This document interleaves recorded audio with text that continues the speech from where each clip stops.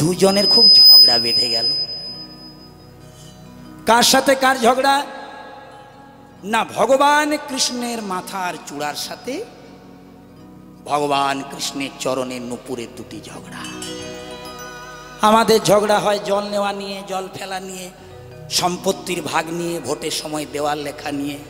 কিন্তু আজকে যে আমরা ঝগড়াটা আস্বাদন করব, আস্বাদন করলে মানব জন্মটা ধন্য হয়ে যায়। কেমন ভাবে ঝগড়াটা হচ্ছে দেখো ভাইরা। ভগবান কৃষ্ণের মাথার চূড়াটি, ভগবান কৃষ্ণের মাথার চূড়াটি, ভগবান কৃষ্ণের চরণের নুপুর দুটিকে বলছে, নুপুর দুটিকে বলছে, ওরে নুপুর রে আমি চূড়া, আমার কত ভাগ্য রে, আমার কত ভাগ্য রে। মায়েরা মন দিয়ে শোনো, শ্রীকৃষ্ণের চূড়াটি শ্রীকৃষ্ণের নুপুর দুটিকে বলছে দেখ আমার কত ভাগ্য। নুপুর বলছে কিসের ভাগ্য? তুইও গোবিন্দঙ্গে আমিও গোবিন্দঙ্গে। বলছে সে তো আছি। চূড়া বলছে ওরে নুপুর সকল দেবতার ওপরে কৃষ্ণ, নুপুর রে আমি চূড়া তার উপরে, তার উপরে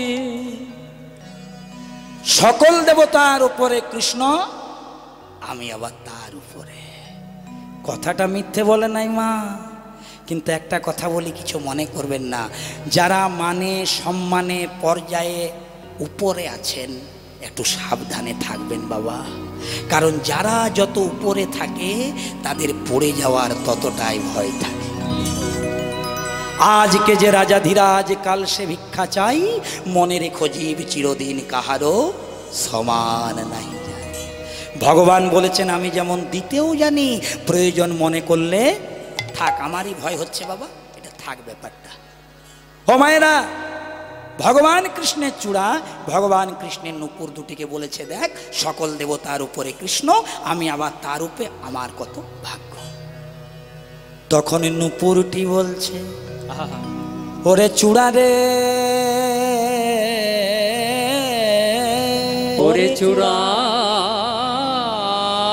রে, সত্যি তোর কত ভাগ্য রে, সত্যি তোর কত ভাগ্য রে, কারণ সকল দেবতার উপরে কৃষ্ণ, তুই তার মাথার উপরে। এই যে তুই ওপরেই থাক, ওপরেই থাক, ওপরেই থাক। আই হ্যাভ নো ইন্টারেস্ট, আমার উপর দিকে যাওয়ার দরকার নেই। আমি যখন গোবিন্দের চরণে আছি, তুই উপরে আছি, উপরে থাক, বরং তুই ওপর থেকে আমাকে আশীর্বাদ কর। চূড়া গোবিন্দের মাথার উপরে থেকে এমন মেজাজ হয়ে গেছে না, ও যে বল কি, বল কি আশীর্বাদ করবো বল, মেজাজটাই আলাদা। তখন নুপুর বলছে তুই তো গোবিন্দের মাথার উপরে আছিস আর আমি তো গোবিন্দের চরণ ধরে আছি, তুই আমাকে একটা ছোট্ট আশীর্বাদ কর। আমি যেন গোবিন্দের চরণ ধরে থাকতে পারি, গোবিন্দের চরণ ধরে থাকতে পারি, যেন গোবিন্দের চরণ ধরে থাকতে পারি। আমি গোবিন্দ চরণ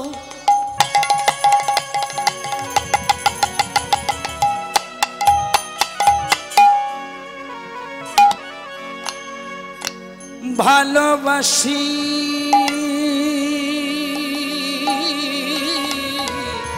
যেন চরণে ধরে থাকতে পারি। আমি যেন গোবিন্দ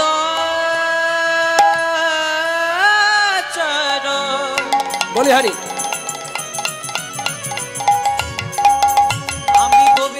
চরণ বড় ভালো বাসি যেন চরণে ধরে থাকিতে আমি পারি গোবিন্দের চরণ ভালোবাসি যেন চরণে ধরে থাকিতে আমি পারি চরণ বড় ভালোবাসি চরণে ধরে থাকিতে পারি। ভক্তমণ্ডলী মায়েরা নূপুর চূড়াকে কত সুন্দর কথা বলছে, বলছি সত্যি তোর ভাগ্য ভালো, সকল দেবতার উপরে কৃষ্ণ, তুই তার উপরে। আমি যদি গোবিন্দের অঙ্গে বড় নিচে চরণে, তুই আমাকে উপর থেকে একটা আশীর্বাদ কর, আমি যেন চরণ ধরে থাকতে পারি। এবার কিন্তু নূপুর একটা বৈষ্ণবীয় কথা বলেছে। দেখুন, বৈষ্ণব হইয়া হও নিরভিমান, জীবে দানিবে সম্মান, জানিবে কৃষ্ণ অধিষ্ঠান। প্রত্যেকটি জীবের অন্তরে আমার পরমাত্মা ভগবান বসবাস করছেন জেনে প্রত্যেকটা জীবকে সম্মান দেন বৈষ্ণবেরা, সেটাই বৈষ্ণবের একটা বড় লক্ষণ। তো নূপুর সেই বৈষ্ণবী লক্ষণের একটা পরিচয় দিচ্ছে, বলছে চূড়া তোর ভাগ্য ভালো, তুই গোবিন্দের মাথার উপরে আছিস, কিন্তু একটা কথা যদি বলি তুই মনে ব্যথা পাবি না তো? না না না না, বল বল।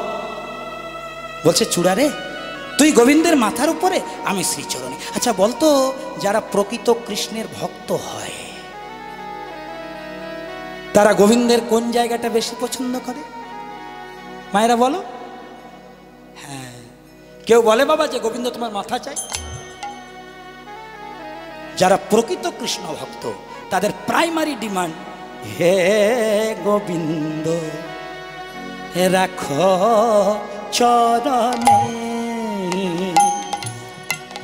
হে গোবিন্দ রাখো চরণে, হে গোবিন্দ রাখো চরণে, মোরা তব চরণে শরণাগত, মোরা তব চরণে শরণাগত, মোরা তব চরণে শরণাগত, মোরা তব চরণে শরণাগত, আশ্রয় দাও আশ্রিত জনে। জনে নিতাই গৌর হরি হরি বল। হে গোবিন্দ রাখো চরণে, হে গোবিন্দ রাখো চরণে, তোমার চরণ বড় ভালোবাসি, তোমার চরণ বড় ভালোবাসি, তোমার চরণ বড় ভালোবাসি, বলে দিও দিও প্রভু চরণ দিও, তোমার চরণ বড় ভালোবাসি। খুব মন দিয়ে শুনবে মায়েরা, যখন এই কথাটা বলে দিয়েছে চূড়ার অহংকার চূর্ণ হয়ে গেছে। যখন বলেছে যারা প্রকৃত কৃষ্ণ ভক্ত তারা গোবিন্দের চরণ প্রার্থনা করে, আর সেই চরণে যখন আমি ঠাঁই পেয়েছি আমার উপরের দিকে যাওয়ার দরকার নেই, তখন চূড়া চিন্তা করছে ওরে আমার বৃথায় অহংকার ছিল। এই নূপুরেই তো ভালো জায়গায় আছে, যারা প্রকৃত কৃষ্ণ ভক্ত তারা গোবিন্দের চরণ প্রার্থনা করে, আর নূপুর সেই চরণ জুড়ে আছে। চূড়া তখন বলছে প্রভু, ও প্রভু আমিও তোমার চরণে যাব। গোবিন্দ হেসে হেসে বলছে শোন, বন্যেরা বনে সুন্দর, শিশুরা মাতৃ কোড়ে, যার যেখানে থাকার সে সেখানে থাকবে। এই চূড়া, তুই এখন নূপুরের কথা ভেবে বলছিস চরণে যাব, তো তোকে যদি আমি মাথার থেকে চরণে নিয়ে যাই তাহলে নূপুর কোথায় যাবে? আমি এক ভক্তকে আনন্দ দিতে গিয়ে আমি তো আরেক ভক্তকে দুঃখ দিতে পারি না। চূড়া বলছে আমি কিছু শুনবো না, আমি নূপুরের কাছে জ্ঞান পেয়েছি যে তোমার চরণ দামি, তাই নূপুর যেমন তোমার চরণ পেয়েছে আমিও তোমার চরণ চাই চাই চাই। যেই না বলেছে চাই চাই চাই, গোবিন্দ বলছে তাহলে দেব, তবে আমার নয়, তবে আমার নয়, এই বৃন্দাবনে, এই বৃন্দাবনে আমার চেয়েও আরেক জনে দামি চরণ চরণ আছে, দামি চরণ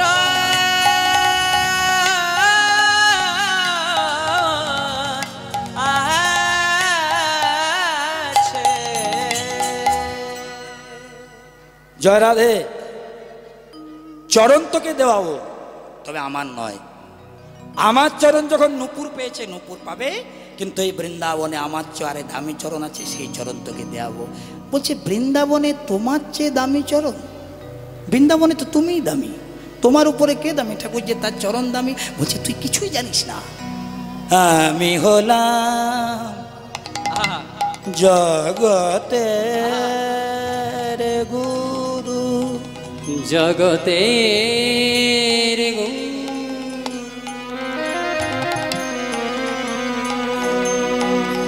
আমি হলাম জগতের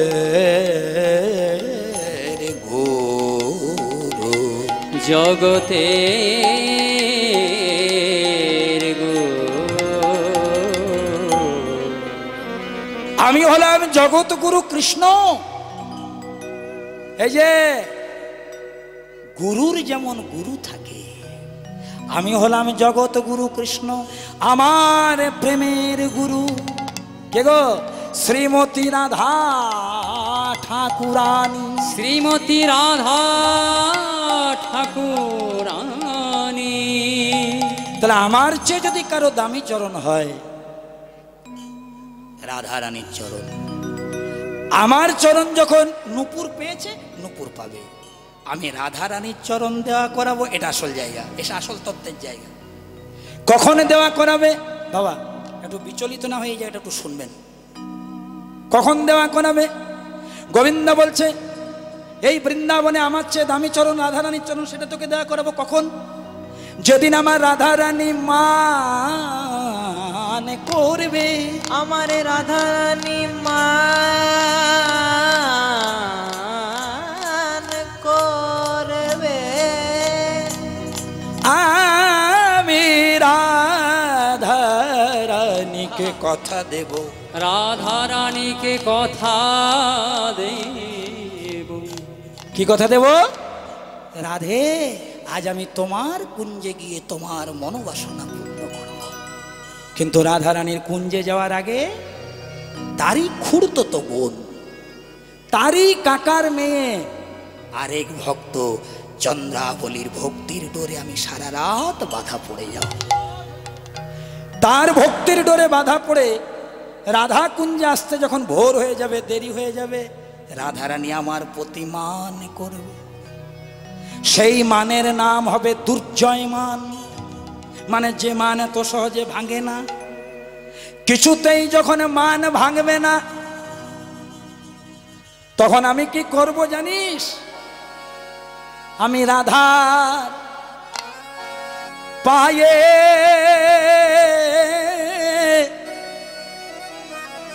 ধরে দেব।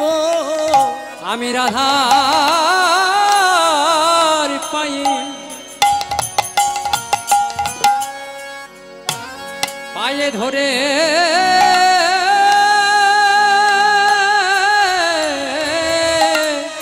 দেব।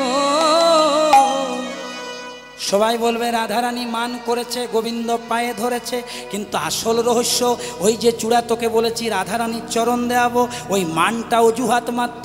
মান ভাঙানোর অজুহাতে যখন আমি রাধারানীর পায়ে ধরবো, আমার মাথাটা যাবে রাধারানীর পায়ে, আর আমার মাথাতে চূড়া তুই আছিস। সেদিনে পাবে রাধার চরণ পাবে। হরি হরি বল। সেদিনে পাবে রাধার চরণ পাবে। সেদিন পাবে রাধার চরণ পাবে। সেদিনে পাবে রাধার চরণ পাবে। জয় রাধে শ্রী রাধে বলে পাবে রাধার চরণ পাবে। রাধা রানী কৃপা কর বলে সেদিনে পাবে রাধার চরণ পাবে। ভক্তমণ্ডলী মায়েরা, এতক্ষণ ধরে এই যে তত্ত্বটা আপনাদেরকে বললাম, এটা কে লিখেছিলেন বাবা? বীরভূম জেলার জয়দেব গোস্বামী তার গীত গোবিন্দম কাব্যে লিখেছিলেন স্মরগরল খণ্ডলম মম শিরসি মণ্ডলম। ভগবান নিজের হাতে সম্পূর্ণ করে দিয়েছিলেন দেহি পল্লব মুদারম।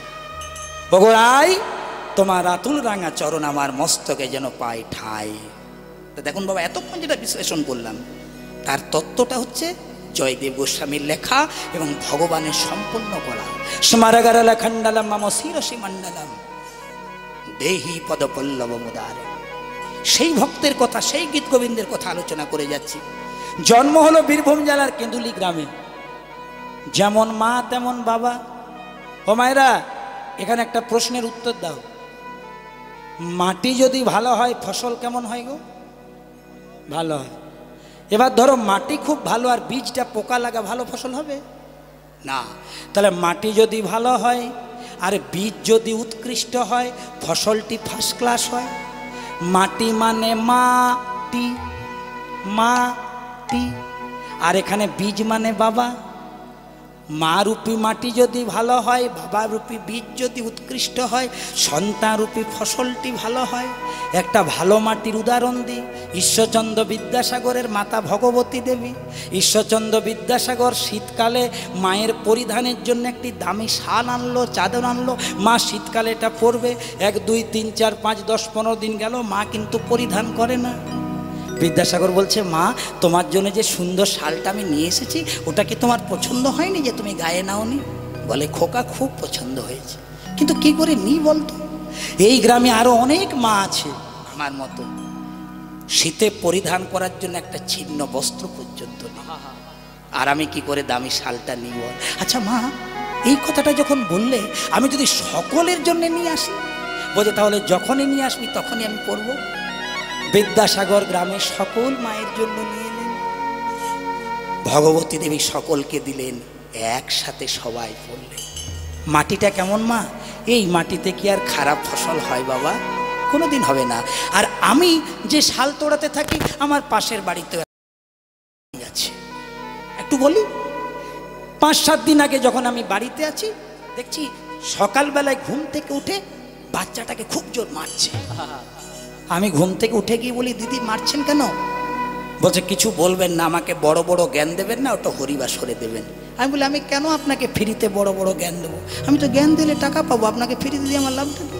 আমি পাশের বাড়িতে থাকেন তাই বলছি, বাচ্চাটাকে মারছেন কেন? বলছে, কেন মারছি জানেন? ছেলেটা আমার লুচি আর আলুর দম খেতে ভালোবাসে। বাড়িতে আমি প্রায় লুচি আলুর দম করে দিই, একটা লুচি খায়, অল্প আলুর দম খায়। আর যখন স্কুলে টিফিন দিই 4টি লুচি নিয়ে যায়, এতটা আলুর দম নিয়ে যায়, 4টে পরিষ্কার করে একদম টিফিন ধুয়ে পুছে বাড়ি আসে। আমি আজকে জিজ্ঞেস করেছি, খোকা বাড়িতে তুই 1টি খাস, স্কুলে কি করে 4টে খাস? ছেলেটা বলেছে, মা আমি বাড়িতেও একটা খাই, স্কুলেও একটা খাই, কারণ আমার স্কুলে কি পেটটা বেড়ে যায়? তবে আমি স্কুলে তো একা খেতে পারি না, আমার আরো 3টে বন্ধু হয়েছে। আমি একটা উত্তমকে দিই, একটা রামকৃষ্ণকে দিই, একটা অঞ্জনকে দিই, আর একটা আমি পাই। মা তখন কোমরের কাপড়টাকে শক্ত করে বেঁধে বলছে, ও এই জন্যে সকাল সকাল উঠে তোর জন্য টিফিন করি। শোন, শেষবারের মতন বলছি, একা খাবি। আমার মনে হয় সমুদ্র মন্থনে যে গরলটা উঠেছিল তার চেয়েও ডেঞ্জারাস গরল এইটা। ওইটা তো শিব পান করে নীলকণ্ঠ হয়েছিলেন, এটা শিব কেন মা? কারো শক্তি নাই এই বিষটা পান করা। এই যে মা ভেতরে একদম গরল দিয়ে দিল, একা খাবি, একা খাবি, একা খাবি। ছেলে এখন মোকামবেড়িয়া থেকে চলে গিয়ে আর কলকাতার ফ্ল্যাটে থাকে। মা বলছে, হে বাবা তুই একা কেন খাচ্ছিস? একা খেতে নাই। বলে, মা তুমি তো ছোটবেলায় ওইটাই বলেছিলে, একা খাবি, একা খাবি, একা খাবি। তাহলে যেমন আমরা কর্ম করব তেমনি তার ফল প্রাপ্তি হবে। কিন্তু জয়দেবের পিতার নাম কি? ভজদেব গোস্বামী। মায়ের নাম হচ্ছে বামা দেবী। সকাল থেকে সন্ধে গৃহকর্ম করে, আর যখনই সময় পায় মনের আনন্দে 2টি হাত তুলে গায়। সবাই মিলে আমার সাথে 2টি হাত তুলবেন মা। আমরা নরোত্তম দাসের কথা বলি।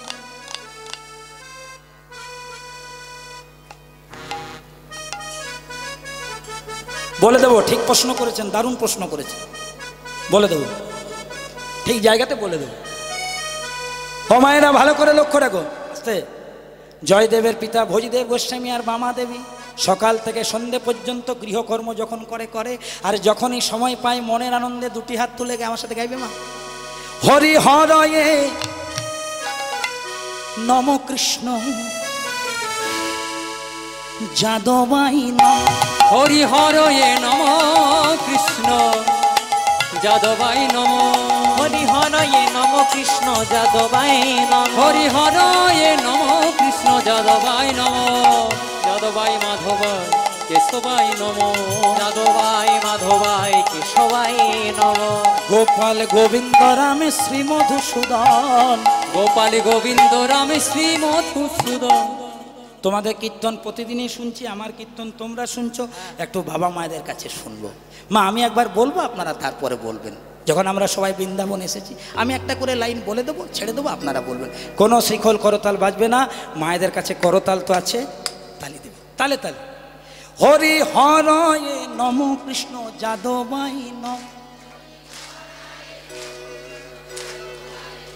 হরি হরয়ে নম কৃষ্ণ যাদবাই নম, যাদবাই মাধবাই কেশবাই নম, গোপাল গোবিন্দ রাম শ্রী মধুসূদন, গোপাল গোবিন্দ রাম শ্রী মধুসূদন, আবার গিরিধারী গোপীনাথ মদন মোহন।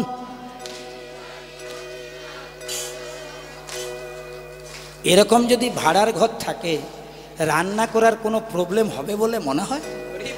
এমন তালে তালে দিচ্ছেন মা, একদম বেতালে নেই। আপনাদের প্রত্যেক ভক্তের আতুল চরণে এই অল্প জ্ঞানী কীর্তন গায়ক সব্যসাচী চ্যাটার্জির অনন্ত কোটি দণ্ডবত প্রণাম। খুব ভালো লাগলো মা, মনটা ভরে গেল। এবার মনের আনন্দে, মনের আনন্দে বলো হরি ভজ বৃন্দাবন, হরি বল রে বল রে বল রে, উলুধ্বনি।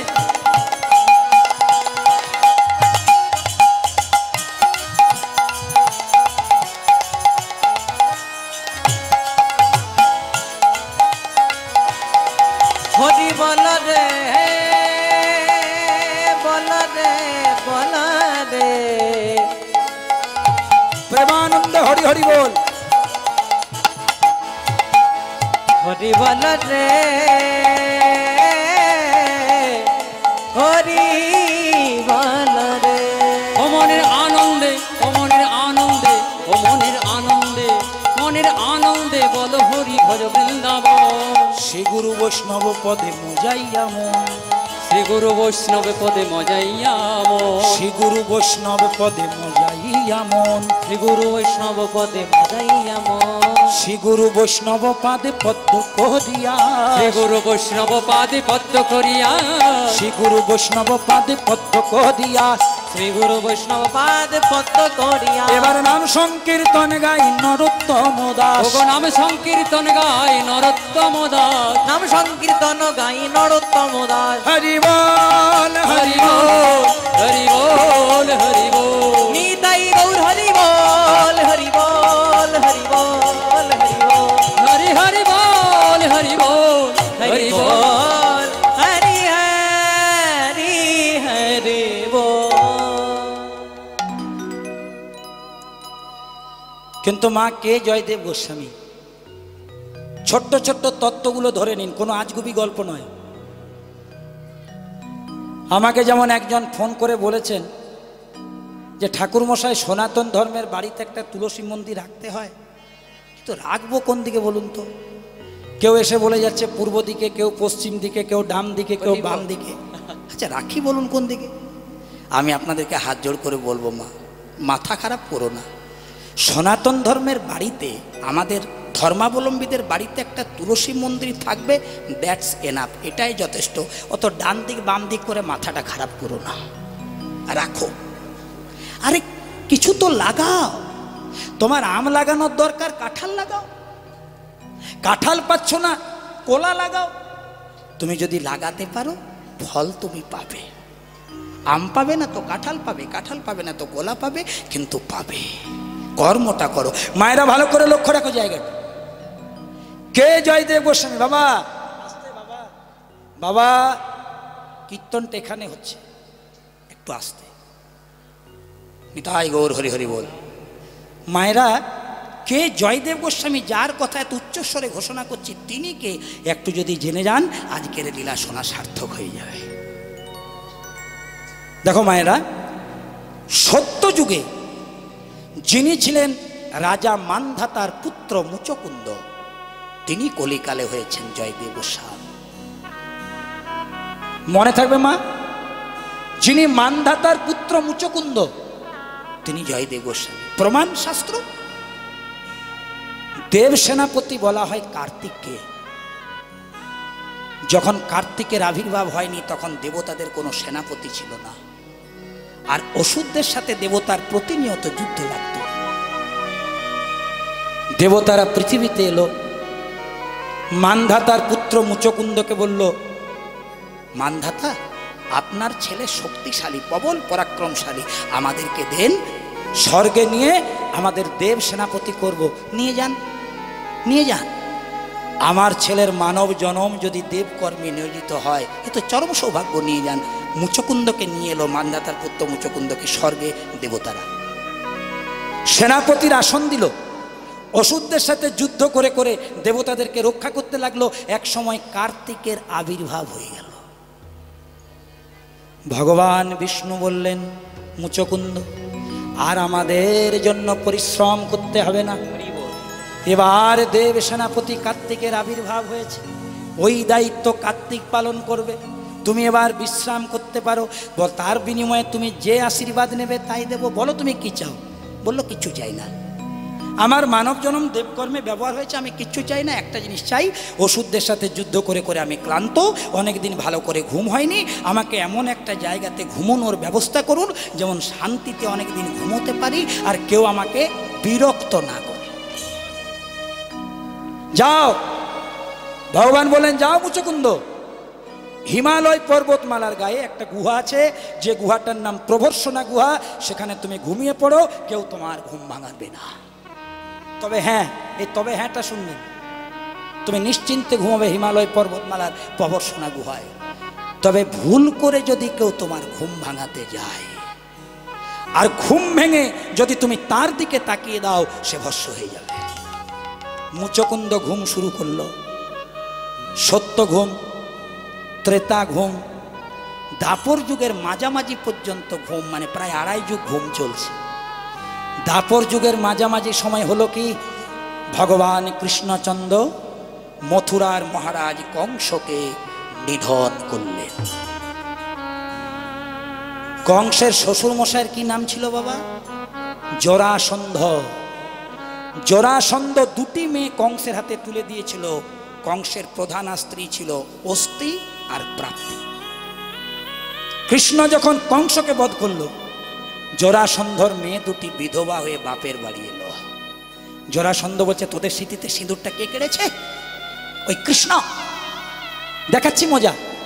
জরাসন্ধর একজন সেনাপতি ছিল বাবা, যার নাম ছিল কালযবন। যাও কালযবন, মথুরাতে গিয়ে আক্রমণ করো কৃষ্ণকে। 17 বার আক্রমণ করেছিলেন বাবা। 18 বারের বার যখন আক্রমণ করতে এলেন, চতুরের শিরোমণি গোবিন্দ আবার চতুরতা করছেন। কালযবন যখন আক্রমণ করতে এসেছেন, শ্রী গোবিন্দ আমার দৌড়াতে শুরু করলেন। যার যেমন ভাব তার তেমন লাভ। কালযবন ভাবছে ভয়ে পালিয়ে যাচ্ছে। কৃষ্ণ বলছে, অল্প পরেই বুঝতে পারবি কে কার ভয়ে পালিয়ে যাচ্ছে, কোথায় যাচ্ছে। গেল কোথায়?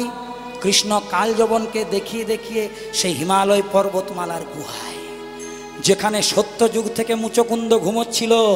বলা ছিল, যে ঘুম ভাঙাবে ভস্ম হয়ে যাবে।